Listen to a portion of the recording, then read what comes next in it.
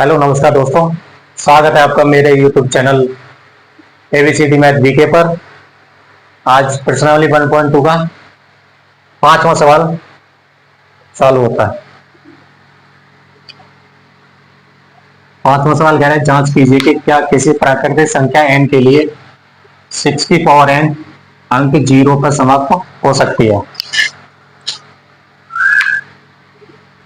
इसका आंसर है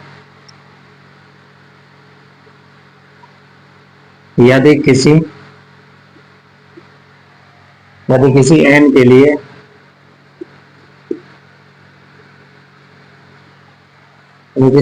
संख्या 6 की पावर n शून्य या 0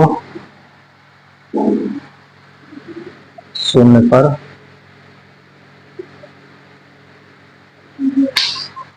समाप्त होगी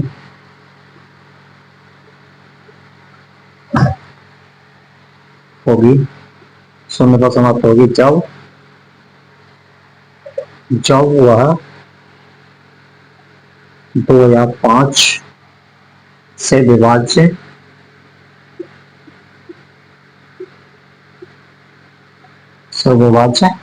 हो।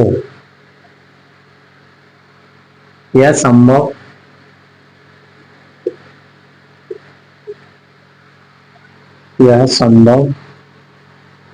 नहीं है। क्यों? क्योंकि 6 की पावर n बराबर 2 इंटू 3 की पावर n।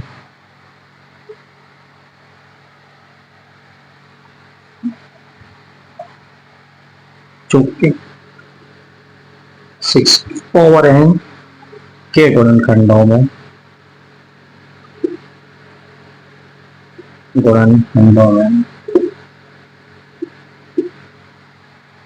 केवल 2 या 3 ही आता है। अंकगणितीय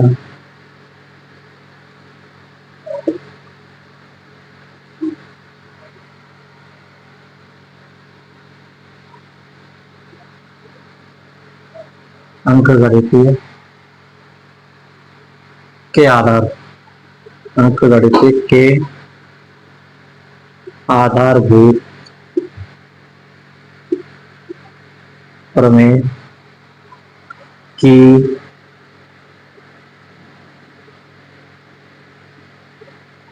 अद्वितीय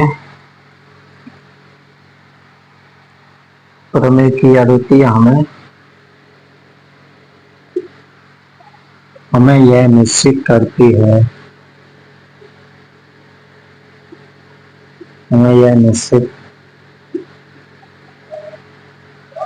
है कि 6 की पावर n के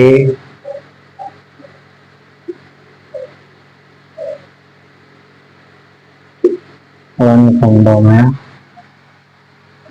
केवल 2 या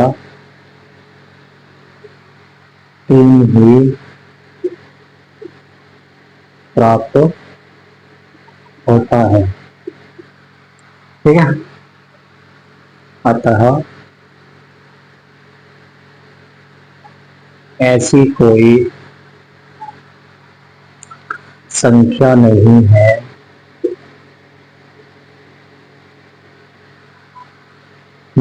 जिस पर 6 की पावर n बराबर 0 पर समाप्त हो।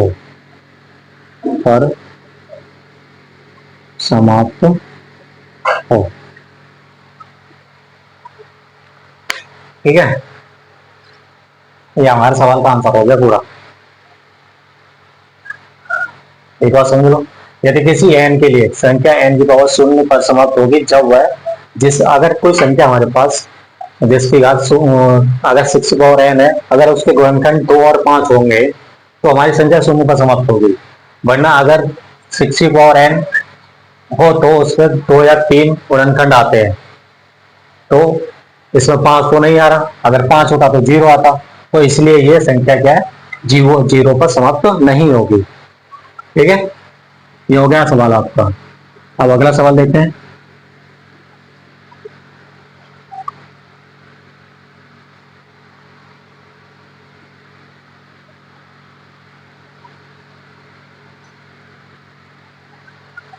अगला सवाल,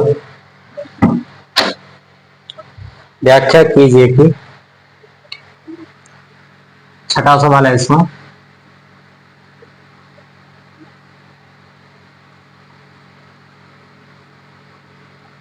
व्याख्या कीजिए कि क्या किसके 7 × 11 7 × 11 × 13 और +13 और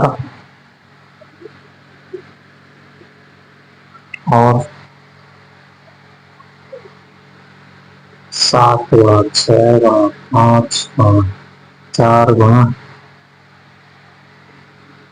3 × 2 × 1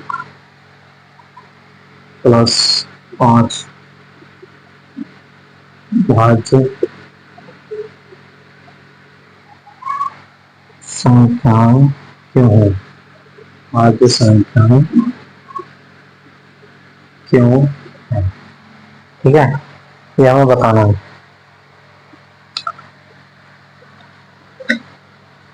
व्याख्या,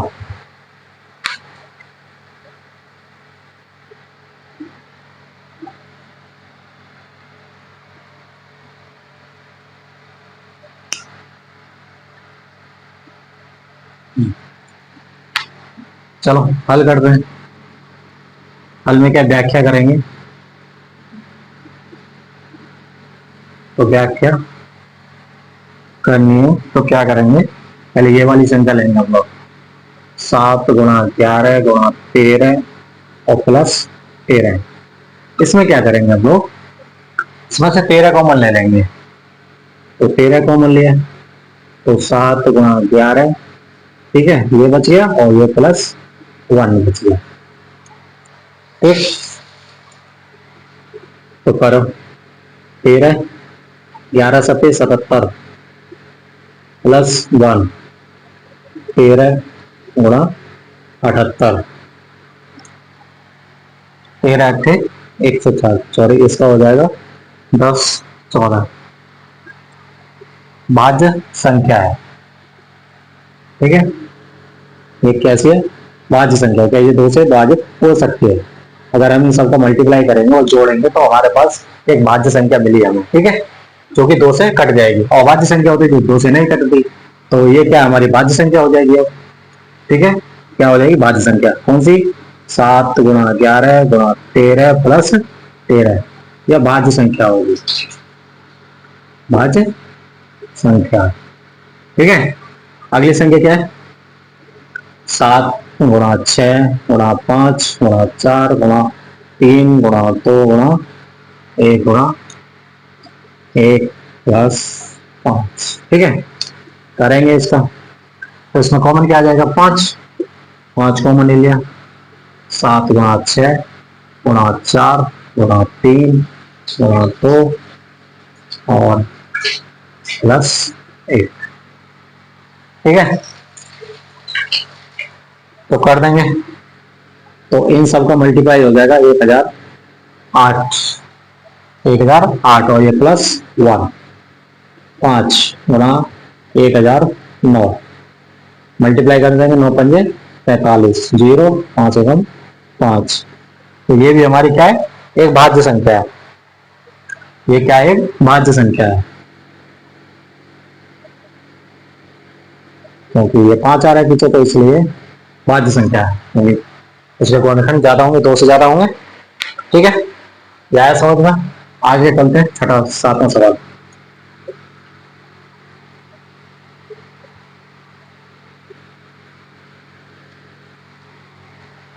सातवां सवाल कह रहा है किसी खेल के मैदान में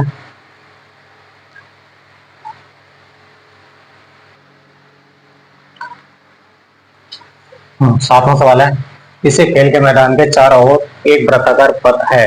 इस मैदान का एक चक्कर लगाने में सोनिया को 18 मिनट लगते हैं, जबकि इसी मैदान का एक चक्कर लगाने में रवि को 12 मिनट लगते हैं। मान लीजिए कि दोनों एक ही स्थान और एक ही समय पर चलना प्रारंभ करेंगे करके एक इस दिशा में चलते हैं।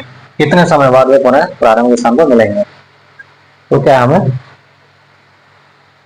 अब ये बताना है कि दोनों चलना प्रारंभ कर देंगे समय, और अब वो कहाँ मिलेंगे दूसरी जगह, ये कौन कौन कितने समय बाद मिल जाएगा। ठीक है, तो क्या करेंगे हम दोनों इस दोनों सवालों में 18 सोने के एक चक्कर के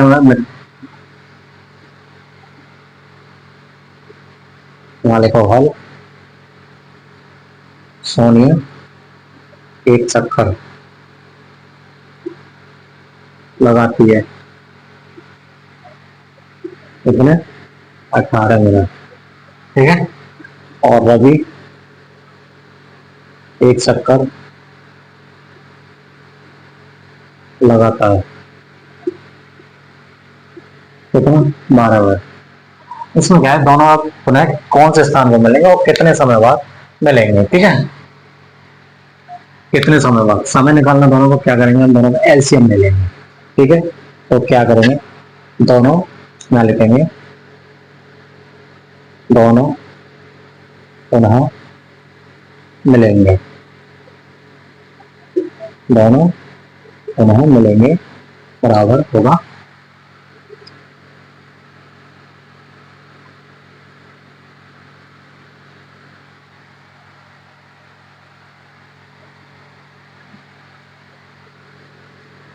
एलसीएम निकालो दोनों का।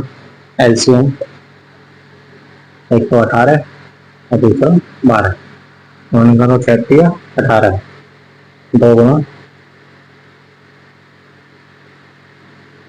3 गुना